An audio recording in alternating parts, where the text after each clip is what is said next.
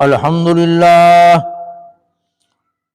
لله نحمده ونستعينه ونستغفره ونؤمن به ونتوكل عليه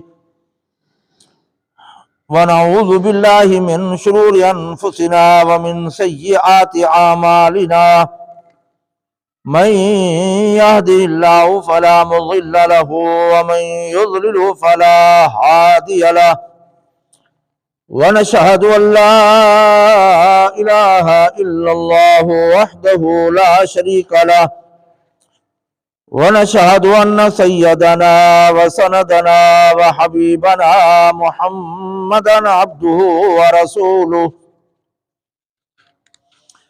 أما بعد فأعوذ بالله من الشيطان الرجيم بسم الله الرحمن الرحيم وقالت اليهود عزير ابن الله وقالت النصارى المسيح ابن الله ذلك قولهم بأفواههم يضاهئون قول الذين كفروا من قبل قاتلهم الله أنى يؤفكون اتخذوا أحبارهم ورهبانهم أربابا من دون الله والمسيح ابن مريم وما أمروا إلا ليعبدوه إله واحدا لا إله إلا هو سبحانه عما يشركون. وقال الله تبارك وتعالى في المقام الآخر يوم يحمى عليها في نار جهنم فتكوى بها جباههم وجنوبهم وظهورهم هذا ما كنزتم لأنفسكم فذوقوا ما كنتم تكنزون. إن عدة الشهور عند الله 12 شهرا في كتاب الله يوم خلق السماوات والأرض منها 4 حرم ذلك الدين القيم صدق الله العظيم. اللهم صل على سيدنا ومولانا محمد وعلى آل سيدنا ومولانا محمد وبارك وسلم علیہ. درود شریف پڑھ لیں. دوستو، بزرگوں، نوجوان ساتھیوں، میں نے آپ کے سامنے قرآن مجید فرقان حمید 10واں پارہ سورۃ توبہ کی چند آیاتیں تلاوت کی ہیں. ان آیات کے اندر پہلے نمبر پر اللہ نے شرک سے منع کیا ہے، شرک کی تردید کی ہے. کائنات کے اندر سب سے بڑا گناہ، سب سے بڑا جرم، کبیرہ گناہوں میں سے سب سے پہلا کبیرہ گناہ وہ شرک ہے. اللہ نے اس کی تردید فرمائی ہے اور توحید کا حکم دیا ہے. دوسرے نمبر پر اللہ کو چھوڑ کر کسی عالم، کسی درویش، کسی بزرگ کی بات ماننا جو شریعت سے ہٹ کر ہو، اس سے اللہ نے منع کیا ہے کہ غیر اللہ کی اتباع کرنا ناجائز کاموں میں جائز نہیں. تیسرے نمبر پر فرمایا کہ رزق حلال جو کھاتے ہیں وہ تو کامیاب ہیں، لیکن بعض لوگ حرام حلال کی تمیز نہیں کرتے، مال جمع کرتے ہیں، زکوٰۃ نہیں دیتے، ان کی سزا کا ذکر ہے. اور آخر میں اسلام کے غلبے کا ذکر ہے کہ اسلام ہر حالت میں غالب ہو کر رہے گا، حق غالب ہو کر رہے گا، پیغمبر کی شریعت اور اسلام غالب ہو کر رہیں گے. اور اس کے بعد اللہ رب العزت نے قریش مکہ کی ایک بری خصلت کا ذکر کیا ہے کہ 4 مہینے تھے جن کو اللہ نے احتراماً حرام قرار دیا تھا، جس کے اندر لڑائی جھگڑا جہاد جائز نہیں تھا. حضرت ابراہیم سے لے کر محمد رسول اللہ تک وہ 4 مہینے محترم تھے. قریش مکہ اس کے اندر گڑبڑ کرتے تھے، اپنی مرضی سے حرام کو حلال، حلال کو حرام کر دیتے تھے. اللہ نے اس کی کبھی فعل کا، کبھی حرکت کا، بری خصلت کا اللہ نے ذکر فرمایا ہے. سب سے پہلے اللہ رب العزت نے یہود کے متعلق فرمایا وقالت الیہود، یہود یہ کہتے ہیں کہ نعوذ باللہ عزیر اللہ کا بیٹا ہے، عیسائی یہ کہتے ہیں کہ عیسیٰ اللہ کا بیٹا ہے۔ اللہ نے فرمایا یہ وہی باتیں کرتے ہیں جو قریش مکہ کرتے تھے۔ قریش مکہ یہ کہتے تھے کہ نعوذ باللہ فرشتے اللہ کی بیٹیاں ہیں، لڑکیاں ہیں، دھیری ہیں۔ اللہ نے اس کی تردید کی ہے۔ اب پہلا سوال تو یہ ہے کہ یہودی اسے کہتے ہیں جو حضرت موسیٰ کو ماننے والا ہو، عیسائی اسے کہتے ہیں جو حضرت عیسیٰ کو ماننے والے ہوں، تو عزیر کون تھا؟ تو مفسرین نے لکھا ہے کہ یہود کی بے اعتدالی اور تورات پر عمل نہ کرنا اور دین سے ہٹ جانا، سرکشی اختیار کرنا، اللہ کے قانون کو توڑنا جب انہوں نے شروع کر دیا تھا تو اللہ نے سزا کے طور پر تورات بھی اٹھا لی، اور ایک صندوق تھی جس کے اندر کچھ انبیاء کے تبرکات تھے۔ کسی نبی کا عصا تھا، کسی نبی کی پگڑی تھی، کسی نبی کے جوتے تھے، کسی نبی کا کرتا تھا۔ تو وہ ایک صندوق تھی جس کے اندر یہ تبرکات تھے۔ جب بھی کسی کے ساتھ جنگ لڑتے تو اس تابوت کو، اس صندوق کو آگے کرتے، اللہ تعالیٰ اس کی وجہ سے فتح عطا کر دیتے۔ جب کوئی مصیبت آتی تو اس کا واسطہ دیتے، اللہ تعالیٰ مصیبت کو دور کر دیتے۔ یہ دو چیزیں یہودیوں کے اندر تھی۔ جب یہودی ظلم و ستم کے اندر، گناہ کے اندر، شرک کے اندر مبتلا ہو گئے، اللہ نے یہ دونوں چیزیں اٹھا لی۔ ان یہود میں سے عزیر بھی تھا۔ انہوں نے توبہ کی، استغفار کیا، یا اللہ ہماری توبہ، ہم معافی مانگتے ہیں، آپ نے یہ مصیبتیں، یہ نعمتیں ہم سے لے لی ہیں، مصیبت ہم پر آ گئی ہے، تو آپ ہمارے گناہ بھی معاف کریں اور یہ نعمتیں ہمیں واپس کر دیں۔ اللہ نے اس کی توبہ کی برکت کی وجہ سے تورات اس کو واپس کر دی، انہوں نے حفظ کر لی۔ پھر یہ تعلیم دیتے تھے، پڑھاتے تھے، حفظ کراتے تھے، لوگوں کو تعلیم دیتے تھے، اور یہ دین حقہ پر آ گئے۔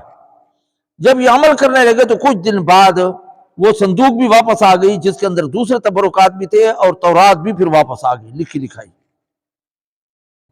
تو لوگ بڑے خوش ہو گئے کہ پہلے جو ہے ہم سے دونوں نعمتیں چلی گئی تھی، پھر اس پر پہلے جو ہے نا تورات حفظ کرائی گئی، اور پھر جو ہے اس کی برکت کی وجہ سے تورات آ بھی گئی، وہ صندوق بھی واپس آ گئی، اور وہی تورات جو لکھی ہوئی تھی پہلے اس نے حفظ کرائی تھی، یہ دونوں جو ہے نا یکساں ہیں، اس کے اندر کوئی اختلاف بھی نہیں ہے۔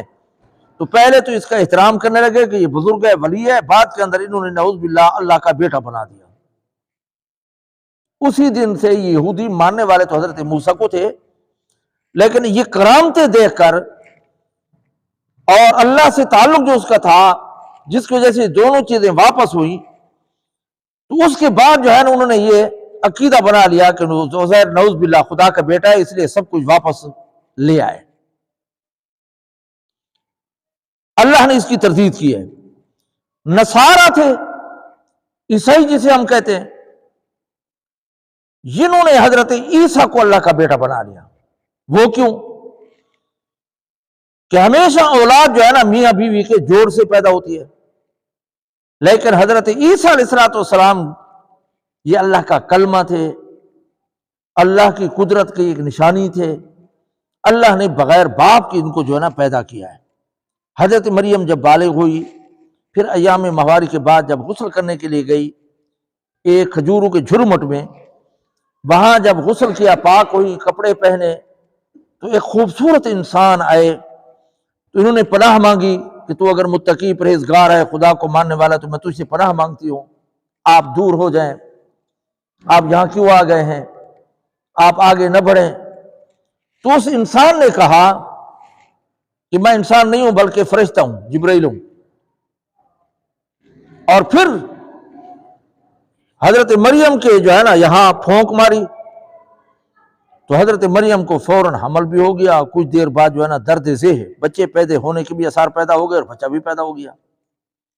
حضرت مریم بڑی پریشان کہ نہ شادی ہوئی ہے اور یہ بچہ کیسے ہو گیا، اور اس نے یہ بھی کیا کہ آج میں اس دنیا ہستی سے مٹ جاتی، بہتر تھا کہ یہ صورت میرے ساتھ پیش نہ آتی۔ اللہ نے تسلی دی، اللہ نے فرمایا کہ گھبرا نہیں، سارا بندوبست میں کروں گا۔ فرمایا پہلی بات تو اللہ نے مہربانی کی کہ وہاں ایک چشمہ جاری کر دیا، فرمایا یہاں پانی پیو۔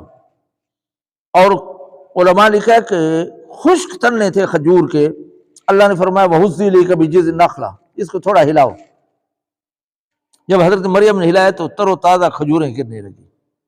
اللہ نے خوراک کا بندوبست بھی کر دیا، گرم بھی تھی، علاج بھی ہو گیا، خوراک بھی ہو گئی۔ پھر جب واپس آئی تو لوگوں نے کہا کہ آپ تو بڑے پاک دامن گھرانے کی تھی، باپ آپ کا بزرگ تھا، والدہ نیک تھی، بھائی بڑا ولی تھا، آپ جو ہے نا یہ کہاں سے لے انا لک ھذا؟ تو انہوں نے فاشارت اشارہ کر دیا کہ اس سے پوچھو، میں کچھ نہیں بتاتی۔ انہوں نے کہا فنکلمہ کان فی المہد صبیا، یہ تو چھوٹا بچہ ہے، 2-3 دن ہو گئے پیدا ہوا ہے، یہ کیسے بات کرے گا؟ اللہ رب العزت نے اس کو بلوایا، قال انی عبداللہ، حضرت عیسیٰ بچے ہونے کی صورت میں، شیرخوار بچے ہونے کی صورت میں فرمایا میں اللہ کا بندہ ہوں، خدا نہیں ہوں، اور اللہ مجھے کتاب بھی دے گا، اللہ تعالیٰ مجھے نبوت بھی عطا کرے گا۔ پھر ان کی تسلی ہو گئی۔ لیکن نصارہ جو ہے نا، باپ نہ ہونے کی وجہ سے کہا کہ نعوذ باللہ یہ بھی خدا کا بیٹا ہے۔ اللہ نے دونوں کی تردید کی، یہودیوں کی بھی تردید کی کہ عزیر اللہ کا بیٹا نہیں ہے، نیک بندہ تھا، حضرت عیسیٰ کی بھی تردید کی یہ خدا نہیں ہے، اللہ کا بیٹا ہے، اللہ کا بیٹا نہیں ہے، یہ بندہ ہے اللہ کا۔ اور عیسائیوں کا یہ مزاج بن گیا کہ نعوذ باللہ مریم جو ہے نا وہ اللہ کی بیوی ہے اور حضرت عیسیٰ بیٹے ہیں۔ اللہ نے دونوں کی تردید فرمائی، اور کیا فرمایا؟ کانا یاکلان الطعام، یہ تو دونوں روٹی کھانے کے محتاج ہیں، اور جو روٹی کا محتاج ہو وہ مشکل کشا حاجت روا نہیں ہو سکتا۔ اللہ کی صفت یہ ہے وہ یطعم ولا یطعم، اللہ لوگوں کو کھلاتا ہے، کھاتا نہیں۔ اللہ رب العزت نے یہاں پر جو ہے نا تردید کیا ہے کہ نہ عزیر میرا بیٹا ہے، نہ عیسیٰ میرا بیٹا ہے۔ اور مشرکین مکہ کا جو ایک مزاج تھا کہ نعوذ باللہ فرشتے اللہ کی بیٹیاں ہیں، اللہ نے فرمایا بے ایمانو، جو اپنے لیے پسند نہیں کرتے میرے لیے وہی منتخب کیا ہے۔ وَإِذَا بُشِّرَ أَحَدٌ بِالْأُنثىٰ ظَلَّ وَجْهُهُ مُسْوَدًّا وَكَظِيمًا، 14ویں پارے کے اندر اللہ نے فرمایا جب کسی مشرک بے ایمان کو بچی کی، لڑکی کی خوشخبری دی جاتی کہ تیری بیٹی پیدا ہو گئی ہے، غصے سے بھر جاتے، چہرہ سیاہ ہو جاتا غصے کی وجہ سے، اور اندر سے کھولتے تھے، غصہ بھر جاتا تھا ان کے اندر، چہرہ سیاہ ہو جاتا تھا، برداشت نہیں کرتے تھے۔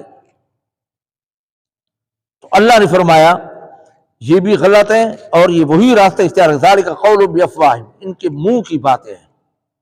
اللہ نے فوراً جو ہے نا تردید کی، فرمایا قل، اے پیغمبر اعلان کر، هو اللہ احد، اللہ ایک ہے، اللہ الصمد، اللہ بے نیاز ہے، لم یلد ولم یولد، نہ وہ کسی سے پیدا ہوا ہے نہ کسی سے پیدا کیا گیا ہے، نہ رب کی اولاد ہے نہ ماں باپ ہے، ولم یکن لہ کفوا احد، اللہ کا کوئی خاندان نہیں ہے۔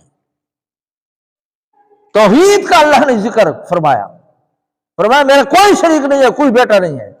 یہ ان کے ذالک قولہم بافواہہم، یہ ان کے منہ کی باتیں ہیں، حقیقت حال کچھ نہیں۔ یضاہرون قول الذین کفروا من قبل، یہ وہی راستہ چل نکلے ہیں یہود و نصارہ جو قریش مکہ کا تھا۔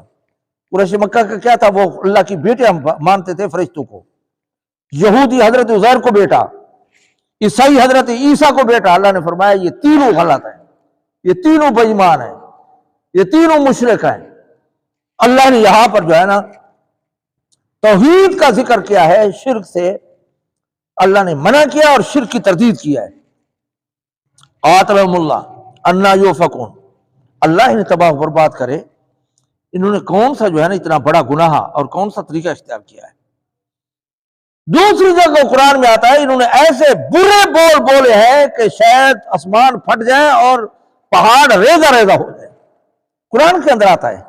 اتنی بری بات انہوں نے کیا ہے، کیونکہ رب کی کوئی خاندان، کوئی اولاد، کوئی میاں بیوی، کوئی بیٹا نہیں ہے، اور جس نے بھی شرک کیا وہ مارا گیا۔ کائنات کے اندر جتنے جرم ہیں سب سے بڑا جرم جو ہے نا شرک ہے، اللہ کے ساتھ کسی کو ساجی کرنا، ان تجعل للہ ندا، کہ تو اللہ کے برابر کسی کو کر دے، یہ شرک ہے، کیونکہ وہ سب کچھ کا مالک وہی ہے، وہ واجب الوجود ہے، وہ پوری کائنات کو پیدا کرنے والا ہے، پوری کائنات کی ضروریات پوری کرنے والا ہے، پوری کائنات کا معبود اور مسجود ہے، اور چار صفتیں جس کے اندر پائی جائیں وہی خدا ہوتا ہے، واجب الوجود، اور کوئی واجب الوجود نہیں ہے۔ اللہ ازل سے اول سے لے کر آخر تک، ازل سے لے کر ابد تک وہ ہے اور رہے گا، باقی کوئی واجب الوجود نہیں۔ جو آیا ہے کل من علیہ فان، وہ جانے کے لیے گیا ہے۔ ایک بزرگ تھے، اس کا جو ہے نا نوجوان بیٹا فوت ہو گیا، تو ہم تعزیت کے لیے گئے، تو ہم نے کہا کہ وجہ کیا بنی؟ پوچھتے ہیں نا کہ بیٹا کیسے فوت ہوا، ایکسیڈنٹ ہوا ہے، بیمار تھا، کیا تھا؟ تو انہوں نے بڑی عجیب بات کی، اس نے کہا کہ اس کی پیدائش اس کے مرنے کا ذریعہ بنی۔ کیا فرمایا؟ کہ اس کی پیدائش اس کے مرنے کا سبب بنی۔ جو بھی پیدا ہوا ہے مرنے کے لیے، پیدا نہ ہوتا تو نہ مرتا۔ تو کل من علیہ فان، ہر ایک چیز فنا ہوگی۔ رب کائنات ایک ذات ہے کہ واجب الوجود ہے، پوری کائنات کو پیدا کرنے والا ہے، اس کے بغیر کوئی مکھی کو بھی پیدا نہیں کر سکتا۔ اگر مکھی کوئی چیز چھین کر لے جائے تو اسے واپس بھی نہیں لے سکتا۔ اللہ کا قرآن اعلان کر رہا ہے، اور پوری کائنات کی ضروریات پوری کر رہا ہے۔ انسان ہیں، پرندے ہیں، درندے ہیں، جانور ہیں۔ اب سانپ ہے، اس کے نہ ہاتھ ہے نہ پاؤں ہے، لیکن اللہ رب العزت نے اس کو جو ہے نا روزی بھی گوشت رکھی ہے۔ ہر ایک چیز کو وقت سے پہلے عطا کرتا ہے۔ وہی رازق ہے، جو جس خوراک کا عادی ہے وہی خوراک اس کو ملتی ہے، اور عبادت کا وہی مستحق ہے کہ اسی کے سامنے جھکنا چاہیے، وہ کسی کے سامنے جھکنا جائز نہیں۔ یہ رب ہے۔ اس لیے اللہ رب العزت نے فرمایا کہ شرک سے بچو۔ 3 جگہ فرمایا وَمَن يُشْرِكْ بِاللَّهِ، جس نے شرک کیا فَقَدْ حَرَّمَ عَلَيْهِ الْجَنَّةَ وَمَأْوَاهُ النَّارُ، اللہ نے اس پر جنت حرام کر دیا ہے اور جہنم ٹھکانہ بنا دیا ہے۔ یہ ایک جگہ۔ دوسری جگہ فرمایا إِنَّ اللَّهَ لَا يَغْفِرُ أَن يُشْرَكَ بِهِ وَيَغْفِرُ مَا دُونَ ذَلِكَ لِمَن يَشَاءُ، فرمایا شرک کرنے والے کی اگر توبہ نہیں کی تو بخشش نہیں ہوگی۔ اس کے بغیر جتنے جرم ہیں اللہ تعالیٰ قادر ہے معاف کرے تو کر دے گا، لیکن مشرک کی جو ہے نا بخشش نہیں۔ ان اللہ لا یغفر یشرک بہ، جس نے اللہ کے ساتھ شرک کیا اس کی بخشش۔ تیسری جگہ فرمایا ان الذین کذبوا بآیاتنا واستکبروا عنہا لا تفتح لهم الابواب حتی یلج الجمل فی سم الخیاط، فرمایا جن لوگوں نے میرے احکامات کو جھٹلایا، فرمایا اسلام کو جھٹلایا، میرے ساتھ شرک کیا، اس وقت تک وہ جنت کے اندر نہیں جائے گا جب تک اونٹ سوئی کے سوراخ سے نہ گزر جائے۔ اب اونٹ سوئی کے سوراخ سے گزر سکتا ہے؟ نہیں گزر سکتا، تو مشرک بھی جنت کے اندر۔ اور ایک اور جگہ آتا ہے کہ جیسے پستانوں سے نکلا ہوا دودھ واپس نہیں جاتا، تو مشرک بھی جنت کے اندر نہیں جائے گا۔ شرک سے بچنا چاہیے۔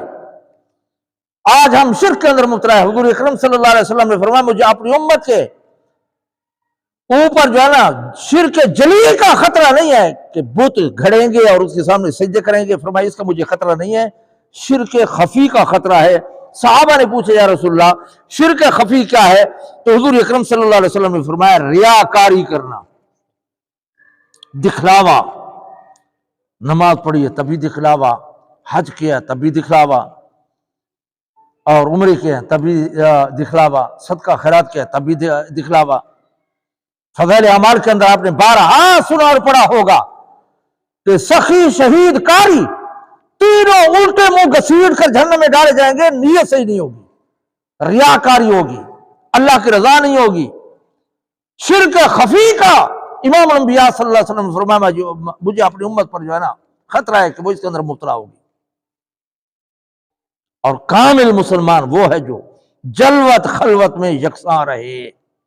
آج گھر کے اندر ہمارا کیا حال ہوتا ہے، باہر کیا ہوتا ہے، لوگوں کے بڑے ولی اللہ بننے کی کوشش کرتے ہیں اور گھر کے اندر پتہ نہیں کیا حال ہوتا ہے، اکیلے ہمارا کیا حال ہوتا ہے۔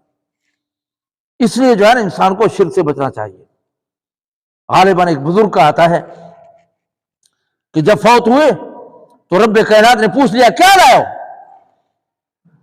تو انہوں نے کہا کہ یا اللہ توحید لایا ہوں۔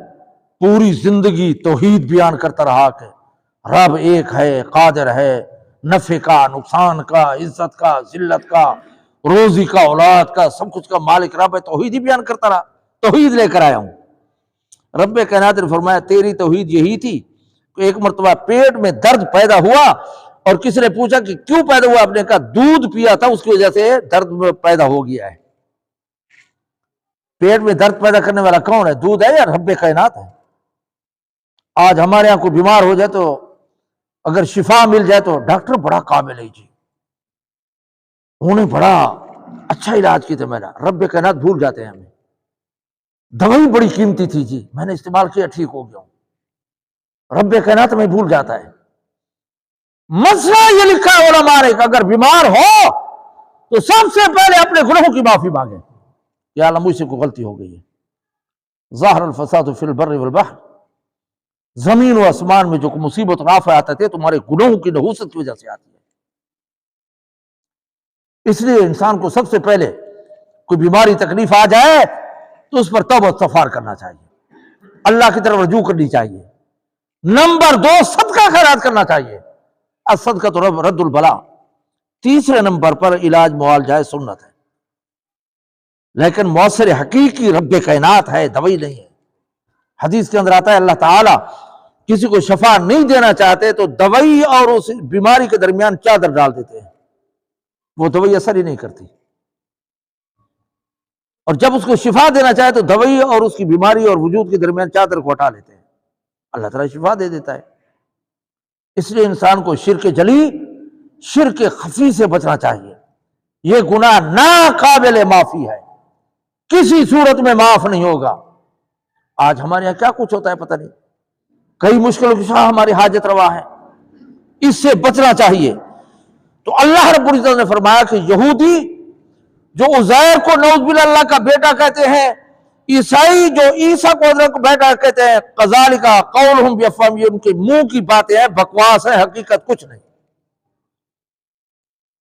یضاہرون قول الذین کفروا من قبل، یہ وہی راستہ چل نکلے جو یہود و نصارہ کا تھا۔ حضرت شاہ ولی اللہ محدث دہلوی رحمۃ اللہ فرماتے ہیں کہ انسان بڑا ظالم ہے، اگر نہ مانے تو خدا کو بھی نہیں مانتا، اگر ماننے کو ہے تو پھر پتھر کے بت تراشے ہوئے کو بھی سجدہ کرتا ہے۔ آج پتہ نہیں کتنے ہیں انسان ذکر نہیں کر سکتا کہ عورتوں کی شرمگاہ کی جو ہے نا کیا ہے خدا ماننا، اعلی تناسب کو خدا ماننا، گائے کو خدا ماننا، اس کے جو ہے نا پیشاب پینا، رب رسے تے مت خسے، جب رب ناراض ہوتا ہے تو یہی چیزیں ہوتی ہیں۔ اس لیے اسلام بڑا پاکیزہ مذہب ہے، بڑا باوقار باعزت جو ہے نا مذہب ہے، اس کے اندر یہ چیزیں نہیں ہیں۔ تو حضرت شاہ ولی اللہ فرماتے ہیں کہ اگر ظالم انکار کرنا چاہے تو رب کائنات کا بھی انکار کرتا ہے۔ کئی داہریے قسم کے لوگ بے ایمان کہتے ہیں کہ خدا نہیں ہے، یہ نظام ویسے چل رہا ہے۔ غالب امام ابو حنیفہ رحمۃ اللہ علیہ کے ساتھ ایک داہریے کا مناظرہ ہو گیا، تاریخ مقرر ہو گئی، وہ خدا کا بھی منکر تھا۔ جب تاریخ مقرر ہوئی اور بر وقت حضرت امام ابو حنیفہ نہیں پہنچے تو انہوں نے کہا کہ آپ نے وعدہ کیا تھا کہ یہاں آج جو ہے نا مناظرہ ہے، آپ بر وقت نہیں پہنچے۔ تو انہوں نے کہا کہ ہاں، ایک دریا تھا، وہاں گزرنے کا کوئی جو ہے نا بندوبست نہیں تھا، میں بڑا پریشان تھا، بس تھوڑی دیر گزری تو ایک درخت تھا، وہ کٹا، تختے بنے، کشتی جو ہے نا بنی، پھر جو ہے نا میں اس پر سوار ہوا، چل پڑی، اس لیے مجھے دیر ہو گئی۔ اس نے بڑا مذاق اڑایا کہ یہ کیسے ہو سکتا ہے کہ آپ کے لیے درخت کاٹ گیا اور تختے بن گئے اور پھر کشتی بن گئی اور پھر روانہ ہو گئی۔ تو انہوں نے کہا بس مناظرہ ہو گیا ہے، اگر درخت بغیر کاٹنے والے کے نہیں کٹ سکتا، تختی بغیر بنانے کے کشتی نہیں بن سکتی، تو اس کائنات کو بھی کوئی بنانے والا ہے، بغیر بنانے والے کے یہ نہیں چل سکتا۔ سمجھ آئیے نہیں؟ ہاں، علماء نے بڑی بڑی مثالیں دی ہیں۔ پھر اس بے ایمان نے کہا تو خدا تمہارا کیا کر رہا ہے، کس طرف ہے؟ انہوں نے چراغ رکھ دیا، اس نے کہا بتاؤ اس کی روشنی کس طرف ہے؟ ہر طرف تھی، ہر طرف تھی۔ تو انسان بڑا ظالم ہے۔ آج ملحد لوگ اللہ کی ذات کا جو ہے انکار کرتے ہیں، داہریہ قسم کے لوگ، اور ماننے کو ہے تو ہر ایک کا سجدہ، ہر ایک کا سجدہ، ہر ایک کا سجدہ۔ نہیں، ایک ہے معبود اور مسجود ہمارا، اسی کے سامنے جھکنا چاہیے۔ اللہ نے انسان کا چہرہ اپنے ہاتھ مبارک سے بنایا ہے، اللہ کی غیرت گوارا نہیں کرتی کہ میری بنائی ہوئی چیز کسی غیر کے سامنے جھکے۔ اس لیے شرک حرام ہے، شرک سے بچنا چاہیے۔ نفع کا، نقصان کا، اولاد کا، سب کچھ کا مالک وہی ہے۔ ہمارے اولاد مل جاتا، ہاں بزرگ دی منت منیا سے نا اون دی وجہ تو ملے۔ سلطان بہو رحمۃ اللہ علیہ کے مزار کے ساتھ بیر ہے، میں نے دیکھی ہے، وہاں عورتیں جو ہے نا وہ اپنے دوپٹے ڈال کر بیٹھی تھی کہ بیر گرے گا تو بیٹا ملے گا، جو پتہ گر گیا تو بیٹی ملے گی۔ ہمارا یہ عقیدہ ہے، سب کچھ دینے والا وہی ہے۔ سب کچھ اگر دینے کو ہے تو کچھ بھی نہ دے۔ حضرت عائشہ کو نہیں ملا، رو رہی تھی کہ ہمیں اولاد نہیں ملی، حضور نے تسلی دی، فرمایا آپ کا بھانجا بھی وہ بیٹے کی جو ہے نا مانند ہے۔ امام الانبیاء نے دعا نہیں مانگی ہوگی، حضرت عائشہ نے دعا نہیں مانگی ہوگی، اللہ نے نہیں دی، نہ لڑکی دیا نہ لڑکا دیا۔ اگر دینے کو ہے تو حضرت ابراہیم علیہ السلام کی 120 سال عمر تھی، حضرت سارہ کی جو ہے نا 90 سال تھی، اللہ نے بیٹا عطا کر دیا۔ تو اس لیے جو ہے نا انسان کا عقیدہ سے کرنا چاہیے کہ سب کچھ کرنے والا وہی ہے، مالک وہی ہے، اس کے بغیر کچھ نہیں ہو سکتا۔ پہلا مسئلہ اللہ نے یہ ذکر کیا ہے کہ اللہ کی اولاد نہیں ہے، اللہ کے بیٹے نہیں ہیں، اللہ کی بیٹیاں نہیں ہیں، اللہ کا خاندان نہیں ہے، وہ بے نیاز ذات ہے اور اس کا کاموں کے اندر کوئی شریک نہیں ہے۔ یہ پہلا مسئلہ۔ دوسرے نمبر پر اللہ رب العزت نے ذکر کیا ہے اتخذوا احبارهم ورهبانهم اربابا من دون الله والمسيح ابن مريم وما امروا الا ليعبدوه الها واحدا لا الہ الا هو سبحانه عما یشرکون۔ یہاں بھی توحید کا ذکر ہے۔ اللہ نے پہلے نمبر فرمایا یہ لوگ اپنے علماء کی اور اپنے درویش بزرگوں پیروں کی عبادت کرتے ہیں۔ اتخذوا احبارهم ورهبانهم، احبار علماء کو، رہبان درویشوں کو، لوگ ان کی پوجا کرتے ہیں خدا کو چھوڑ کر۔ حضرت عدی پہلے عیسائی المذہب تھے، یہ حاتم طئی کا بیٹا تھا، بین بھائی قید ہو گئے تھے، پھر اسلام لے آئے۔ عدی ابن حاتم جو تھا نا، حاتم طئی، یہ پہلے تھا، حضور کے زمانے سے پہلے تھا، بڑا اچھا آدمی تھا، بڑا سخی تھا۔ علماء نے لکھا ہے کہ اس نے اپنے سارے گھر کا مال 19 مرتبہ اللہ کے راستے میں صدقہ دیا، اللہ نے پھر دے دیا، پھر دے دیا، پھر دے دیا۔ جس کا یقین ہو تو پھر جو ہے نا اللہ تعالیٰ دیتا ہے، جیسے اللہ کے ساتھ انسان گمان کرتا ہے اسی طریقے سے اللہ تعالیٰ دیتے ہیں، آزماتے بھی ہیں۔ حضرت تھانوی رحمۃ اللہ علیہ نے ایک واقعہ لکھا ہے کہ ایک عورت ہے، مرد تھا، وہ مزدوری کرتا تھا، کچھ پیسے جمع کرتا تھا، تو 10 درہم جو ہے نا اس نے جمع کیے ہوتے گھر کے اندر۔ تو ایک فقیر آیا، اس نے صدا لگائی جو 1 دے گا 10 ملے گا، جو 10 دے گا 100 ملے گا۔ وہ بڑی جو ہے نا دیانتدار دیندار عورت تھی، اس نے کہا کہ 10 دیں گے تو 100 ملے گا۔ اس نے جو ہے نا 10 کے 10 درہم دے دیے۔ اب وہ لے کر چلا گیا فقیر۔ کچھ دن گزرے تو خاوند نے کہا کہ ہاں ہماری فلانی ضرورت ہے، وہ پیسے لے آیا تاکہ ضرورت پوری کرے۔ اس نے کہا وہ تو میں نے اللہ کے نام پر دے دیے ہیں۔ وہ اکھڑ مزاج تھا، اس نے ڈنڈا اٹھایا اور خوب پٹائی کی، خوب مارا، خوب گھسیٹا۔ جب تھک گئے، یہ رو رہی تھی اور زمین کو کھرید رہی تھی اس طرح۔ اب بیٹھی ہے زمین پر، مار کھائی ہوئی ہے۔ اب اسی دوران جو ہے نا وہ زمین کو کھریدتے ہوئے کچھ کپڑا محسوس ہوا، اس کو کھینچا، اس کے اندر تھیلی تھی اور اس کے اندر درہم تھے، گنے تو پورے 100 درہم تھے۔ اب اٹھائے اور خامد کو دے دیے، پھر دعا مانگتے یا اللہ دیتا تو ہے لیکن مار پڑنے کے بعد، آزمائش کے بعد، تکلیف کے بعد اللہ تعالیٰ جو ہے نا دیتا ہے، لیکن آزمائش بھی ہوتی ہے انسان کی۔ تو حاتم طئی نے 19 مرتبہ اللہ کے راستے میں صدقہ کر دیا مال، تو اللہ نے پھر دیا، پھر دیا، پھر دیا۔ تو یہ حاتم جب آیا کلمہ پڑھنے کے لیے، اب کلمہ پڑھ لیا، تو اس کے گلے میں سونے کی بنی ہوئی صلیب تھی۔ صلیب جانتے ہیں؟ یہ جو اس طرح نشان ہوتا ہے، یہ تاج مسجد کے ساتھ جو ہے نا گرجا بنا ہوا ہے نا، اس کے اوپر اس طرح ہے۔ یہ اس کا کیا معنی ہے؟ یہ ان کا عقیدہ ہے کہ نعوذ باللہ اس پہ سولی ہے اور اس پر حضرت عیسیٰ سولی چڑھ گئے۔ یہ ان کے عقیدے کا پرچار ہے، یہ ان کے عقیدے کی نشانی ہے کہ حضرت عیسیٰ سولی چڑھ گئے۔ یہ ہمارے مذہب کے، ہمارے قرآن کے خلاف ہے۔ اللہ رب العزت کیا فرماتے ہیں؟ وما قتلوا وما صلبوا، اللہ نے فرمایا حضرت عیسیٰ قتل بھی نہیں ہوئے اور سولی پہ نہیں چڑھے، اور ان کا عقیدہ کیا ہے کہ وہ سولی پہ چڑھ گئے، اور بےایمانوں کا عجیب عقیدہ ہے کہ ہمارے گناہوں کا کفارہ ہو گئے، پھانسی پہلے چڑھ گئے اور گناہ بعد کے اندر ہوتے رہیں تو معاف ہو جائیں گے۔ عجیب جو ہے نا عقیدہ ہے، تثلیث کا عقیدہ ہے کہ تین خدا ہے، نعوذ باللہ۔ اور یہ جو ہمارے ڈاکٹر حضرات اور وکیل حضرات یہاں پر ٹئی لگاتے ہیں نا، یہ صلیب کی نشانی ہے، اس سے بچنا چاہیے۔ ہمارے ڈاکٹر حضرات یا بڑے حضرات یا جج حضرات یہاں پر جو ہے نا لگاتے ہیں یہ پٹی، یہ صلیب کی نشانی ہے، یہ عیسائیوں کا پرچار ہے۔ اور یہاں پر جو ہم کالر لگاتے ہیں، یہ اگر بٹن دے دیں تو یہ بھی تثلیث بن جاتی ہے، یہ بھی صلیب بن جاتی ہے، اس سے بھی بچنا چاہیے۔ یہ جو ہے نا یہاں پر کالر ہوتے ہیں نا، اگر یہ بٹن بند کر دے تو یہ اس طرح بن جاتا ہے، یہ صلیب کی نشانی ہے، ان سے بچنا چاہیے۔ ہماری ایک لباس، ہماری وضاقت، ہمارا ایک مذہب، ہماری تہذیب، ہمارا تمدن ایک علیحدہ ہے، اس کی بھی اثرات ہوتے ہیں۔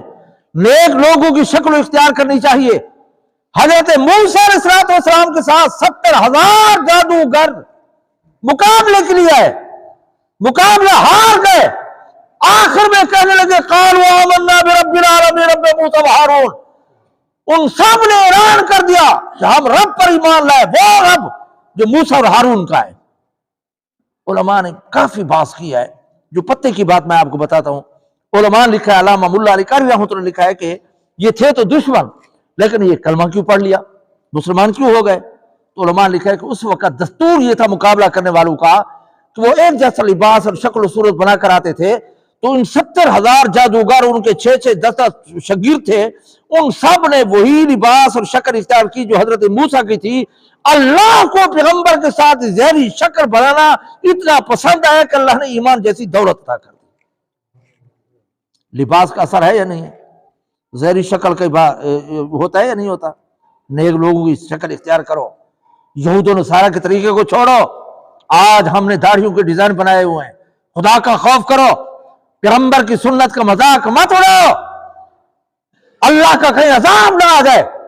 اگر یہی منہ بگڑ گیا تو پھر بنانے والا کون ہوگا؟ اس لیے اس سے توبہ کرنی چاہیے۔ پتہ نہیں کیا کچھ ہم نے ڈیزائن بنا رکھے ہیں داڑھیوں کے، حضور کی سنت کا مذاق۔ توبہ استغفار کرنا چاہیے، حضور کی شکل و صورت اختیار کرنی چاہیے۔ تو معاذ یہ کر رہا تھا کہ عدی بن حاتم جب آئے تو یہاں صلیب تھی، تو حضور اکرم صلی اللہ علیہ وسلم نے فرمایا کیا بت گلے میں ڈالا ہوا ہے، اس کو اتارو۔ کیا بت گلے میں ڈالا ہوا ہے، اس کو۔ ہاں، آج بھی اللہ کے فضل سے ہمیں فخر ہے کہ مکہ مدینہ رشد و ہدایت کا مرکز ہے، اور ہمارا مذہب اس کے ساتھ ملتا جلتا ہے۔ کیا ہے؟ ہاں، آج بھی وہ جو ہے نا کوئی تویز وغیرہ دیکھے یا کوئی چیز دیکھے تو بالکل جو ہے نا کھینچ کر پھینک دیتے ہیں، وہاں پر شرک نہیں ہے۔ تو حضور اکرم صلی اللہ علیہ وسلم نے فرمایا یہ سونے کی صلیب بنی ہوئی ہے نا، اس بت کو اتارو۔ انہوں نے پھینک دیا۔ صحابہ کا یہ بھی مزاج تھا کہ وہ مانتے بھی تھے۔ آج ہم سنتے ہیں مانتے نہیں ہیں، سنتے ہیں مانتے نہیں ہیں۔ ایک صحابی نے سونے کی انگوٹھی پہنی ہوئی تھی۔ سونا پہننا مرد کے لیے حرام ہے، یاد رکھو۔ ہمارے شادی خوشی میں انگوٹھی دیتے ہیں سونے کی، مرد کے لیے سونا پہننا حرام ہے۔ مسئلہ یاد رکھو، چاندی کی انگوٹھی پہننا جائز ہے، لیکن 4.5 ماشے یا 4.25 ماشے ہو چاندی، باقی پیتل لوہے وغیرہ کی انگوٹھی بھی جائز نہیں ہے۔ یہ حبشے کا پتھر ہے۔ حضور اکرم صلی اللہ علیہ وسلم کی 2 جو ہے نا انگوٹھی تھی، ایک انگوٹھی تھی جس پر محمد رسول اللہ لکھا ہوا تھا، وہ مہر کے طور پر استعمال کرتے تھے جب کسی ملک کو جو ہے نا خط لکھتے تھے، اور ایک انگوٹھی تھی جس کے اندر حبشے کا پتھر تھا۔ تو پتھر ثابت ہو گیا نہیں ہو گیا؟ پتھر بھی سنت، اور یہ جو ہے نا چاندی کی انگوٹھی بھی سنت۔ سونا پہننا مرد کے لیے حرام ہے، چاہے جس صورت بھی ہو۔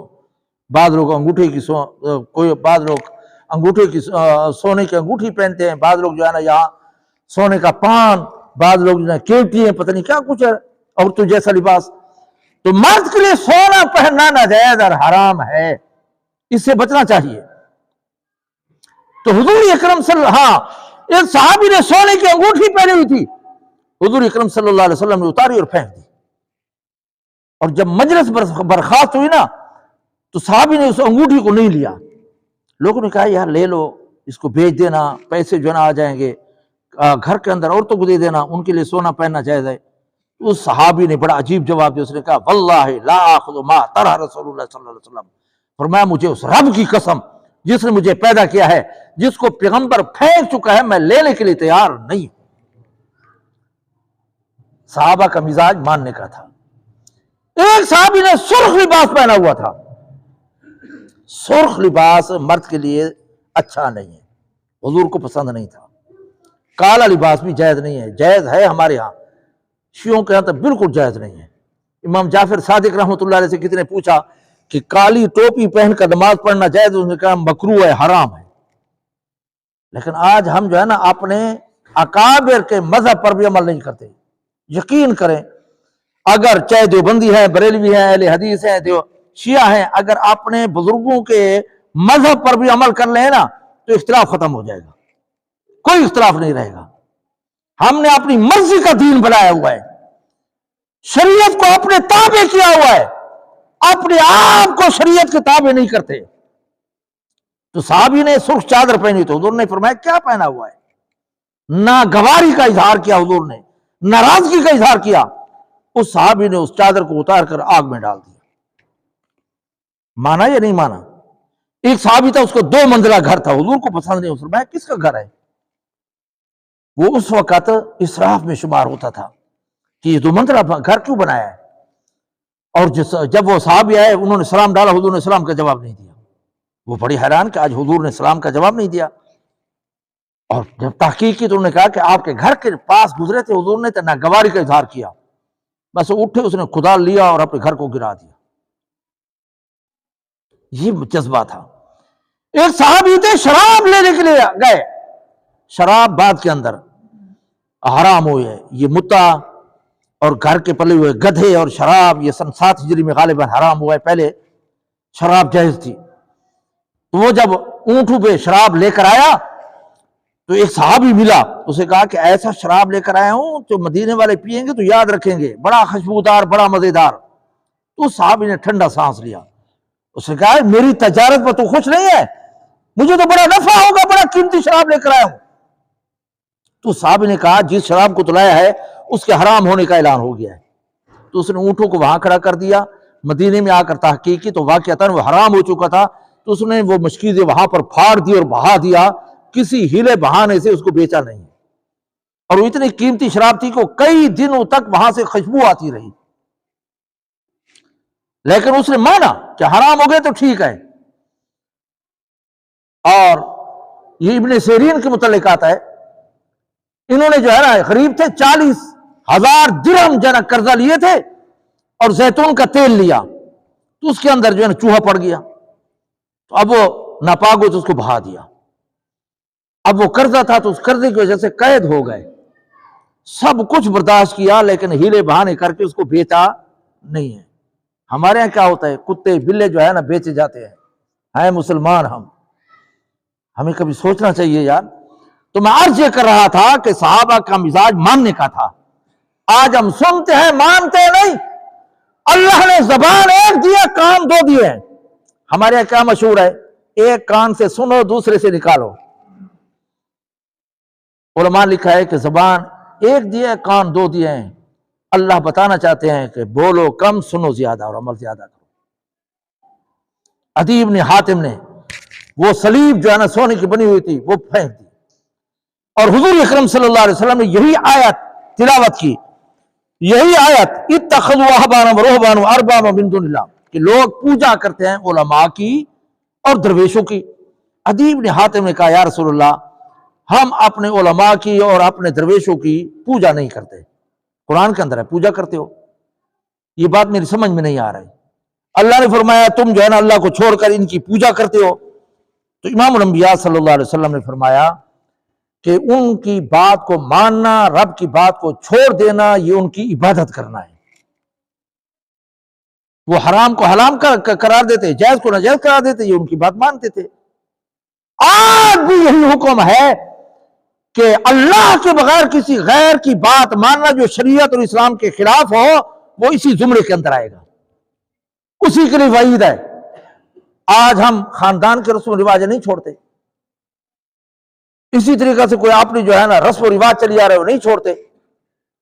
دوستو پیغمبر کی سنت پر عمل کرنا چاہیے، اسی میں ہماری کامیابی ہے، رسم و رواج میں نہیں ہے۔ سنت پر عمل کرنا چاہیے، اور سنت کا بڑا آسان ترجمہ لکھا ہے علماء نے، سنو بات کو غور سے۔ ویسے تو علماء نے یہی لکھا ہے نا، جو حضور نے جو کام کیا ہو یا کسی کام کو ہوتے ہوئے دیکھا ہو اور منع نہ کیا ہو یا فرمایا ہو، یہ سنت ہے۔ قرآن و حدیث کے جو کام خلاف ہو اور اس کو دین سمجھ کر کیا جائے، یہ بدعت ہے، یہ ایک علمی تعریف ہے۔ لیکن علماء نے سمجھانے کے لیے بڑی عجیب بات لکھی ہے، فرمایا کہ ہمارے محبوب اور ہمارے معشوق کون ہے؟ محمد رسول اللہ صلی اللہ علیہ وسلم۔ ہمارے محبوب ہمارے معشوق کون ہیں؟ زور سے کہیں، کون ہیں؟ محمد رسول اللہ صلی اللہ علیہ وسلم ہے۔ اس سے بڑا جو ہے نا ہمارا خیر خواہ اور ہمارا محبوب اور معشوق نہیں ہو سکتا۔ ماں باپ سے بھی زیادہ جو ہے نا وہ مشفق اور مہربان ہے۔ تو علماء نے لکھا ہے کہ اپنے محبوب اور معشوق کے مزاج کے مطابق عمل کرو گے تو سنت بن جائے گا، اپنی مرضی کے مطابق عمل کرو گے تو یہ بدعت بن جائے گا۔ یہ تعریف کی ہے سنت اور بدعت کی۔ کیا تعریف کی ہے؟ کہ محبوب اور معشوق کی مرضی کے مطابق کام کرو گے تو سنت ہے، اگر اس کو چھوڑ کر اپنی مرضی کے مطابق کام کرو گے بدعت ہے، ناجائز ہے، حرام ہے۔ بات سمجھے یا نہیں سمجھے؟ آج ہم دیکھ لیں کہ ہم حضور کے مزاج کے مطابق چل رہے ہیں، اپنے مزاج کے مطابق چل رہے ہیں، ہر ایک اپنا جائزہ لے لے۔ تو حضور اکرم صلی اللہ علیہ وسلم نے مسئلہ سمجھایا کہ قرآن و حدیث کو چھوڑ کر کسی غیر اللہ کی بات کو مان لینا، یہ گویا کہ اس کی عبادت کرنا ہے، گویا کہ اس کو خدا ماننا ہے، گویا کہ اس کو مشکل کشا ماننا ہے، گویا کہ خدا کے برابر ماننا ہے اس کو۔ لہٰذا ہمیں قرآن و حدیث پر عمل کرنا چاہیے، رسم و رواج سے بچنا چاہیے۔ یہاں پر اللہ رب العزت نے اور محمد رسول اللہ نے یہ بات سمجھائی کہ ان کی جو ہے پوجا جائے۔ آگے فرمایا وَمَا أُمِرُوا إِلَّا لِيَعْبُدُوا إِلَٰهًا وَاحِدًا، نہیں حکم دیا گیا ان کو مگر یہی حکم دیا گیا جو پیغمبر بھی ہے کہ خدا ایک ہے۔ خدا کیا ہے؟ ایک ہے، اس کا کوئی سانجھی شریک نہیں ہے۔ ہاں، اور شرک سے کہتے ہیں ان تجعل اللہ ندا، کہ اللہ کے برابر کسی کو کر دیں۔ اب پیدا کرنے والا رب کائنات ہے، آپ کسی اور کو رزق دینے والا رب کائنات ہے۔ ہمارے یہاں کیا ہوتا ہے کہ فلاں بزرگ کے جہاں پر قربانی کریں گے تو مصیبتیں ٹلے گی ورنہ نہیں ٹلے گی۔ ان عقیدوں سے بچنا چاہیے، عقیدہ صحیح ہونا چاہیے۔ اور یہ بھی یاد رکھیں قیامت کے دن نجات جو ہوگی نا وہ عقیدے کی پختگی پر ہوگی، اعمال کا جو وزن ہوگا نا وہ عقیدے کی پختگی پر ہوگا، کثرت اعمال پر نہیں ہوگا۔ عقیدہ مضبوط ہے، ایک حج 50 حج پر جو ہے نا غالب آ جائے گا۔ ابو جہل کا عقیدہ نہیں تھا، 55 حج کیے تھے، حاجیوں کی مہمان نوازی کرتے تھے، ستوں کی بوریاں تیار کر رکھتے تھے، لیکن عقیدہ اور ایمان نہیں تھا تو کچھ کام نہیں آیا۔ عقیدہ صحیح ہونا چاہیے۔ صحابہ کی ایک مٹھی جاؤ ہمارے اور پہاڑ صدقہ کرنے سے زیادہ ہوگی، ان کا عقیدہ مضبوط تھا، ہمارا عقیدہ وہ نہیں ہے۔ اس لیے اللہ رب العزت کے متعلق فرمایا لا الہ الا ہو، نہیں ہے کوئی معبود مگر وہی ہے، سبحانہ عما یشرکون، اللہ کی ذات پاک ہے ان چیزوں سے جن کو یہ اللہ کے ساتھ شریک ٹھہراتے ہیں۔ اللہ کی بیٹی کہتے ہیں، بیٹے کہتے ہیں، اللہ کی ذات پاک ہے۔ اللہ نے یہی فرمایا۔ آگے اللہ رب العزت نے فرمایا کہ هو الذي ارسل رسوله بالهدى ودين الحق ليظهره على الدين كله ولو كره المشركون۔ اللہ نے فرمایا کہ کافر یہ اس سے پہلی آیت ہے، یریدون یطفئوا نور اللہ بافواہہم، مشرک لوگ کوشش کرتے ہیں کہ دین مٹ جائے، اللہ کا نور ختم ہو جائے۔ حضور کی شریعت نور ہے، حضور کا مشن نور ہے، اسلام نور ہے، سنت نور ہے۔ اللہ نے فرمایا کہ یہ کافر یہ جو نا کوشش کر یریدون یطفئوا نور اللہ بافواہہم، اپنے منہ سے، وَيَأْبَى اللَّهُ إِلَّا أَن يُتِمَّ نُورَهُ وَلَوْ كَرِهَ الْمُشْرِكُونَ، فرمایا اللہ تعالیٰ اس نور کو غالب کرے گا، دین کو باقی رکھے گا، اسلام کو غلبہ عطا کرے گا، اگرچہ کافر اس کو ناپسند کرے۔ دوسری آیت یہ فرمائی کہ وَالَّذِي أَرْسَلَ رَسُولَهُ بِالْهُدَى وَدِينِ الْحَقِّ، اے پیغمبر آپ کو دین حق دے کر اور ہدایت دے کر بھیجا ہے، کس لیے؟ لِيُظْهِرَهُ عَلَى الدِّينِ كُلِّهِ، تاکہ سارے ادیان پر آپ غالب آ جائیں، آپ کا مذہب، آپ کا دین تمام دینوں پر غالب آ جائے۔ حضور کے دین کے ہوتے ہوئے دوسرے دینوں کو، ادیان کو، نبیوں کو ماننا ضروری ہے، ان کے اسوہ حسنہ کو اپنانا ضروری نہیں، ان کو اپنانا ضروری نہیں۔ حضرت عمر جو ہے نا تورات پڑھ رہے تھے تو حضور کا چہرہ سرخ ہو گیا، اور پھر بات کے اندر جب احساس ہوا، لمبا واقعہ ہے، جب احساس ہوا تو حضرت عمر کو جب احساس ہوا تو حضور اکرم صلی اللہ علیہ وسلم کے جب غصہ ٹھنڈا ہوا تو فرمایا تو حضرت موسیٰ کی کتاب پڑھ رہا ہے، اگر آج اس کتاب کا صاحب کتاب ہوتا، موسیٰ ہوتا، وہ بھی میری شریعت کی اتباع کرتا، اپنے مذہب پر عمل نہ کرتا۔ حضرت عیسیٰ آئیں گے تو شریعت محمدی پر عمل کریں گے، امتی بن کر آئیں گے، نبی بن کر نہیں آئیں گے۔ پیغمبر کی شریعت کے ہوتے ہوئے کسی اور مذہب پر، رسم و رواج پر، کسی طریقے پر عمل کرنا جائز نہیں۔ بس یہ بات لکھی ہے۔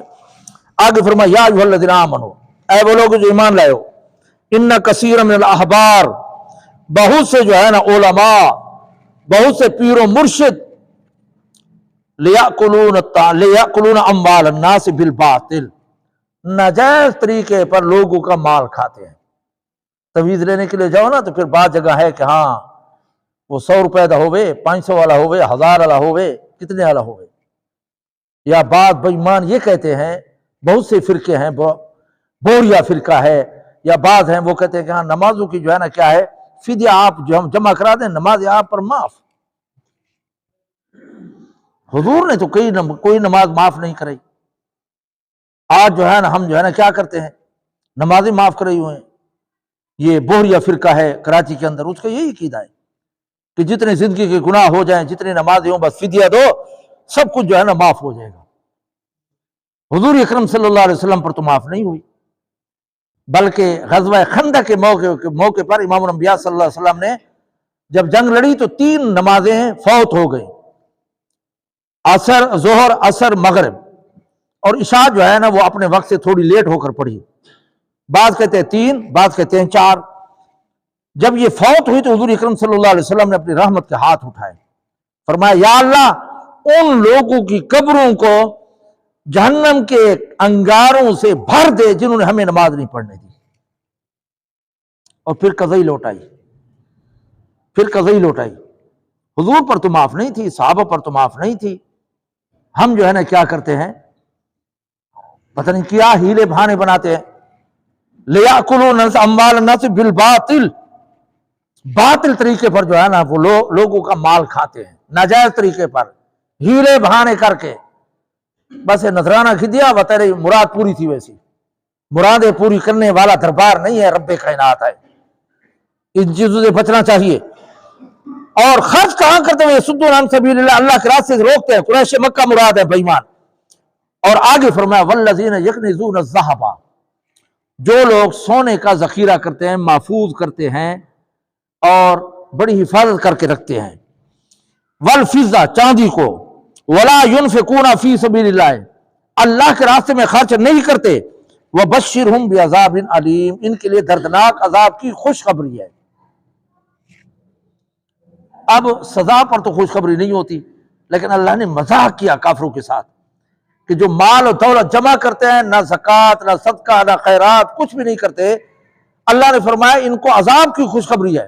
مثال کے طور پر ہمارے ہاں کوئی چور یا کوئی ڈاکو پکڑا جائے تو ہم کیا کہتے ہیں، تیری ہنے مہمان نوازی کرے سوسا، وہ مہمان نوازی کرنی ہوندی ہے، مار ریونا ہوندے، ہم مذاقن کہتے ہیں نا، تیری ہنے جرنا سا مہمان نوازی کرنے ہیں۔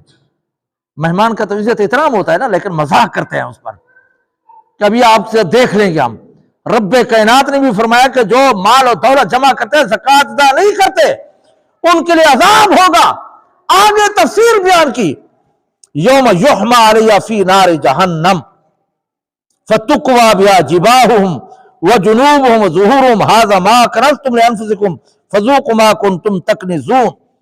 فرمایا کہ قیامت کے دن یہ سونا چاندی تختیاں بنائی جائیں گی، ان کو گرم کیا جائے گا، پھر اس کی پیشانی کو، پھر اس کے پہلو کو، پھر اس کی پیٹھ کو داغا جائے گا، اور اس کو کہا جائے گا یہ وہی خزانہ ہے جس کی تو زکوٰۃ نہیں ادا کرتا تھا، یہ وہی ہے جس کا تو صدقہ خیرات نہیں کرتا تھا۔ کیا بنائی جائیں گی؟ تختیاں، گرم کیا جائے گا، پھر اسے داغا جائے گا، ڈانگری توے سے داغا جائے گا ان کی پیشانی کو، اور پھر پہلو کو، پھر پیٹھ کو۔ یہ کیوں؟ اب اگر کوئی مانگنے کے لیے آئے تو ہم تہور کرتے ہیں، نہیں ہے یار، گنجائش کو نہیں، نہ دے دا۔ یہ تہور بدلتے ہیں یا نہیں؟ قیامت کے دن اسی وجہ سے اللہ تعالیٰ چہرے کو داغے گا، فتقوا بیا، ہاں چہرے کو، جباہم، پیشانی کو داغا جائے گا، وہ جنوبہم، پھر اگر کوئی مانگنے والا تنگ کرے تو کیا کرتے ہیں؟ ان کو پاسا کر دیں، ایک سائڈ کرتے ہیں، اس کی طرف منہ پھیر لیتے ہیں، اس لیے اللہ تعالیٰ اس کو داغے گا۔ اگر کوئی زیادہ تنگ کرے تو پھر ہم پیٹھ پھیر کر چلے جاتے ہیں تو اللہ تعالیٰ پیٹھ کو داغے گا، اور کیا کہے گا؟ یہ وہی خزانہ ہے جس کی جو ہے نا تو وہ زکوٰۃ نہیں دیتا تھا، لہذا زکوٰۃ دینی چاہیے۔ 40 روپے پر 1 روپیہ، 100 روپے پر 2.5 روپے، 1000 پر 25 روپے، لاکھ پر 2500۔ اگر کوئی اونٹ وغیرہ ہے تو 5 صاحب نصاب ہے، اگر کسی کے پاس جو ہے نا گائے بھینس ہیں تو 30 یا اس سے زیادہ، بہر چرنے والے، یہ صاحب نصاب ہے۔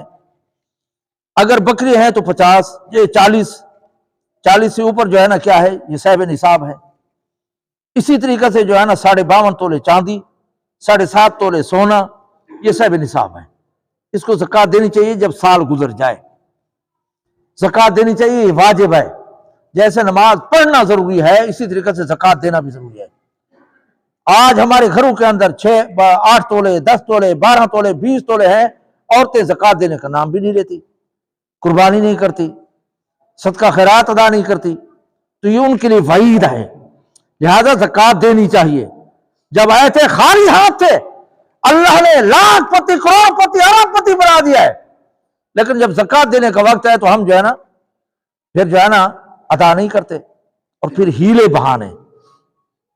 ایک بات لکھی ہے کہ ایک آدمی کے پاس 10 تولے تھے، وہ 6 مہینے اپنی ملک میں رکھتا، جب 6 مہینے گزر جاتے پھر بیوی کو دے دیتا۔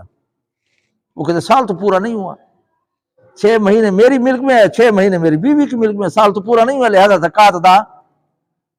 میں کہا کرتا ہوں جب قربانی کا موقع آ جائے، زکوٰۃ کا موقع آ جائے، تو پھر ہم کہتے ہیں کہ جی میرے بچے زیادہ ہیں، روزگار نہیں ہے، اور گھر کرائے کا ہے، میں تو قربانی نہ کروں نا۔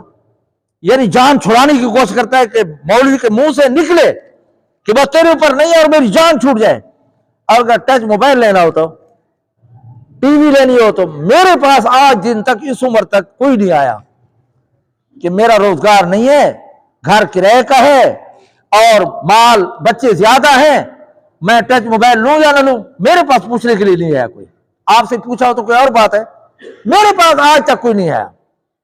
یہ شیطان کا جو یعدکم الفقر ویأمرکم بالفحشاء، جب کسی نیکی میں صدقہ خیرات کرنے کا موقع آ جائے، زکوٰۃ دینے کا، عشر دینے کا، تو شیطان کہتا ہے فلانی ضرورت رہ جائے گی، فلانی ضرورت ہے، فلانی ضرورت ہے۔ اور جب بے حیائی اور بدمعاشی کا موقع آ جائے تو پھر جو ہے نا کیا ہے، ہم کھول کر جو ہے نا شیطان حکم کرتا ہے کہ ہاں کس لیے کما رہے۔ خود میرا چشمدید واقعہ ہے، نوجوان کوئی شادی ہو نا تو بینک سے نئے نوٹ لاتے ہیں، کوئی کنجری لٹوے ہو نا تو پھر نئے نوٹ لاتے ہیں، اور پھر وہاں پر جو ہے نا پیسے دیتے ہیں، اور پوچھا جائے یار کیا، کہتے ہیں کما دے کے رواستی ودے ہیں، لا حول ولا قوت الا باللہ، ان کنجروں کے لیے کما رہے ہو۔ مسئلہ یاد رکھو، جیسے رزق حلال کمانا ضروری ہے، جائز جگہ پر لگانا ضروری ہے۔ اگر خون پسینے کا مال کسی ناجائز کام پہ لگایا، کسی زنا چوری پہ یا کنجری لٹوے پر، تو قیامت کے دن حساب و کتاب ہوگا۔ حشر کے میدان میں یہ زمین پکڑے رکھے گی جب تک 5 چیزوں کا یہ جواب نہیں دے گا۔ اللہ تعالیٰ پوچھے گا، پوچھا جائے گا آپ نے جوانی کیسے گزاری، شریعت کے مطابق یہ عیاشی کی، زندگی کیسے گزاری شریعت کے مطابق یا نہیں، مال کیسے کمایا جائز طریقے پر یا ناجائز پر، خرچ کہاں پر کیا ہے جائز جگہ پر یا ناجائز پر، علم دین کتنا پڑھا ہے کتنا عمل کیا ہے۔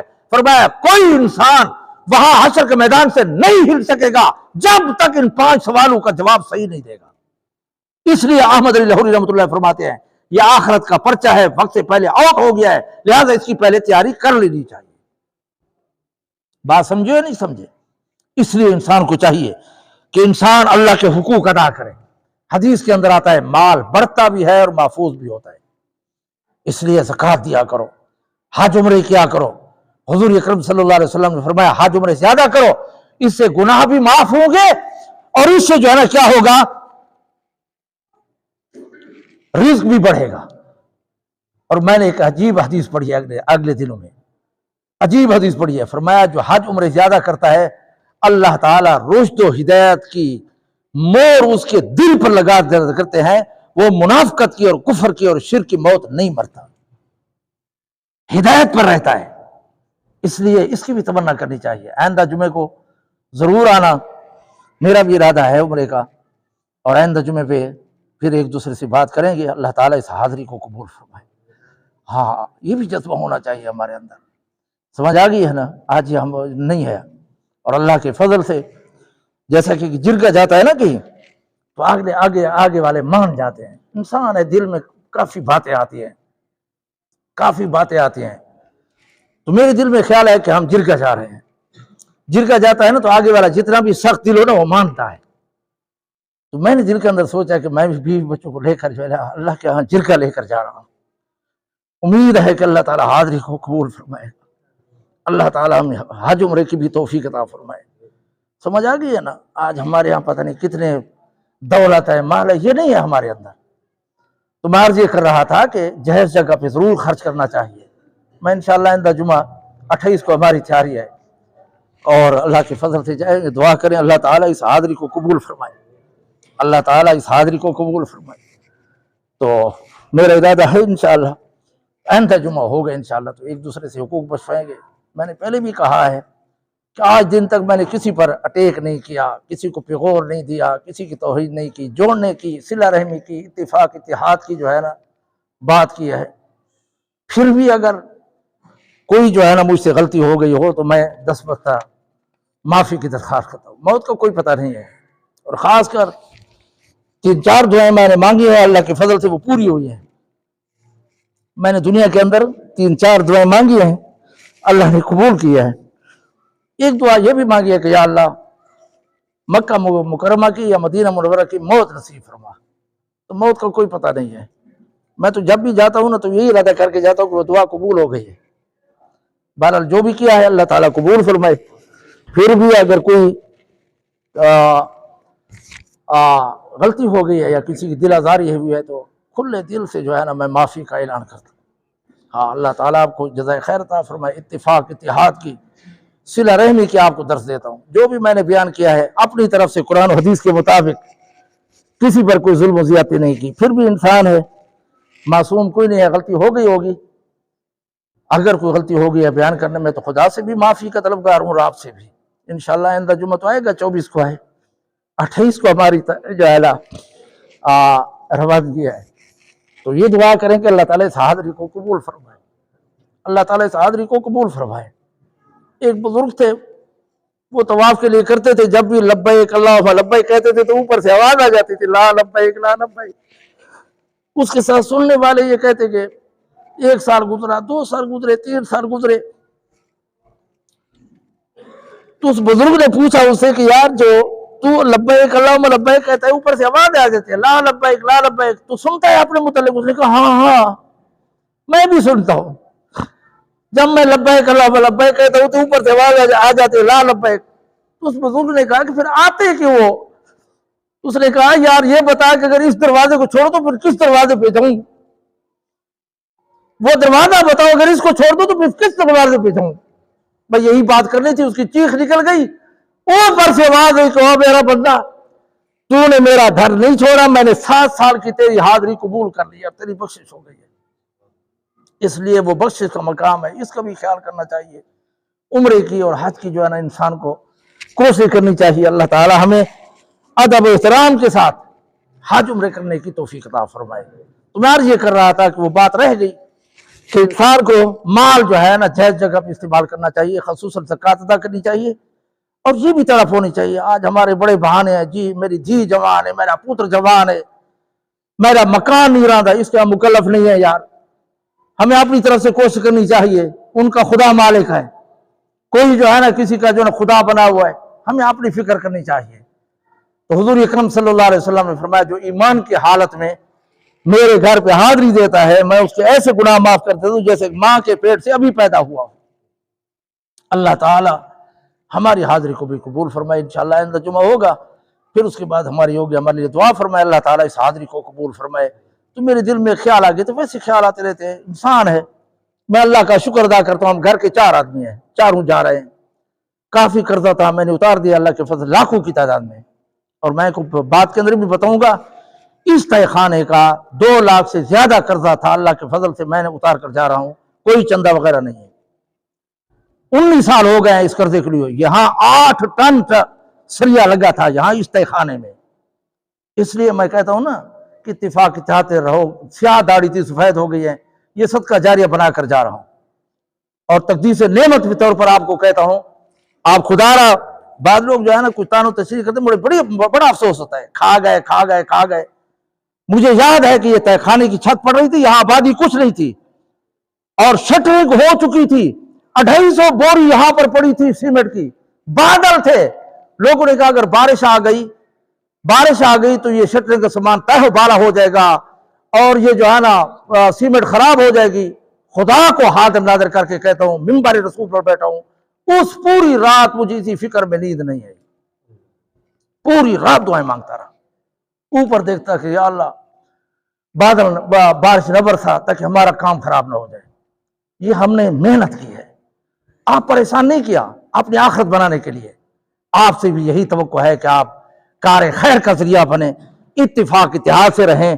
انشاءاللہ زندگی رہی تو پھر ملاقات ہوگی، آئندہ جمعہ تو آؤں گا، پھر اس کے بعد ہماری روانگی ہوگی۔ دعا ہے کہ اللہ تعالیٰ اس حاضری کو قبول فرمائے۔ وآخر دعوانا ان الحمدللہ رب العالمین۔